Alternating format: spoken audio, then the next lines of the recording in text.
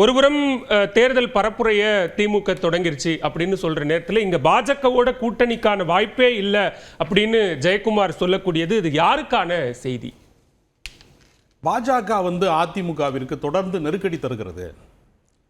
இவர்களுடைய கூட்டணி இல்லைன்னா இந்த இப்போது இருக்கக்கூடிய இந்த 4 சட்டமன்ற உறுப்பினர்களை கூட அவர்களால் திரும்ப பெற முடியாது.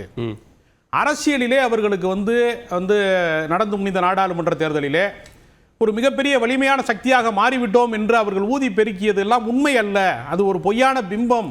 அந்த பலூன் வெடித்து விட்டது என்கிற காரணத்தினால அதிமுக கூட்டணி இல்லைன்னா பாஜகவிற்கு தமிழ்நாட்டிலே ஒன்றுமே இல்லை என்கிற ஒரு நிலைமை இருக்கிறது. எனவே அவர்களுடைய அழுத்தம் காரணமாக அவர்கள் தொடர்ந்து திரும்ப அதை சொல்லிக்கொண்டே இருக்கிறார்கள். அப்போ அவர்கள் ஆளுநர் வெளிநடப்பு செய்தால் கூட அவர் ஆளுநர்களுக்கு ஆதரவாகத்தான் அதிமுக பேச வேண்டிய நிலைமையில் இருக்கிறது. ஏன்னா வழக்கு பாய்ந்து விடுமோ என்கிற அச்சத்திலே இருக்கிறாங்க. வழக்கும் பாய்ந்து விட்டது. ஏறத்தாழ அமலாக்கத்துறை சோதனை இதெல்லாம் தொடங்கி விட்டது. அவர்கள் அதிமுக சார்பாளர்களுக்கு அதெல்லாம் தொடங்கி விட்டது. அப்போ பாஜக எப்படியாவது மீண்டும் அதிமுகவை வளைத்து போடுகிற ஒரு திட்டத்திலே மிக தீவிரமாக இருக்கிறார்கள் என்பதற்காகத்தான் ஜெயக்குமார் திரும்ப இதை சொல்லிக்கொண்டே இருக்கிறார். ஆனால் அதிமுக வலிமை பெறுமா என்கிற கேள்வி ரொம்பவும் ஒரு பெரிய ஒரு கேள்விக்குறியாகவே திரும்ப நிற்கிறது. இப்ப திமுக கூட்டணியிலே இருக்கக்கூடியவர்கள் தோழமை கட்சிகள் முரண்பட்டால் கூட அவர்களுக்கு போவதற்கு வேறு வழியே இல்லாத ஒரு சூழலும் இங்கு இருக்கிறது.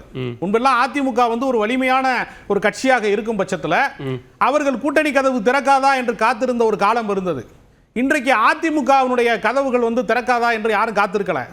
விஜய் வருவாரா என்று அவர்கள் கதவை திறக்க வேண்டிய காலகட்டம் அவர்களுக்கு வந்துவிட்டது. எனவே அவர்கள் கூட்டணி கட்சிகளுக்கு திமுக கூட்டணி உடைஞ்சாதான் நமக்கு கூட்டணி வருங்கிற அளவிற்கு அவர்கள் பலவீனப்பட்டு கிடக்கிறார்கள். தங்களுடைய அரசியலை அடுத்த கட்டத்திற்கு அவர்களால் நகர்த்த முடியவில்லை. அதற்கு காரணம் மக்கள் நலன் சார்ந்த பிரச்சனைகள்ல அவர்கள் சண்டை போடுவதற்கு பதிலாக அவர்கள் திரும்ப அவர்கள் கட்சியிலிருந்து பிரிந்து போனவர்கள் அல்லது விலக்கி வைக்கப்பட்டவர்கள் அவர்கள் குறித்த விமர்சனங்களுக்கும் அது சார்ந்த பிரச்சனைகளுக்கும் தான் அவங்க திரும்ப பதில் சொல்றாங்க.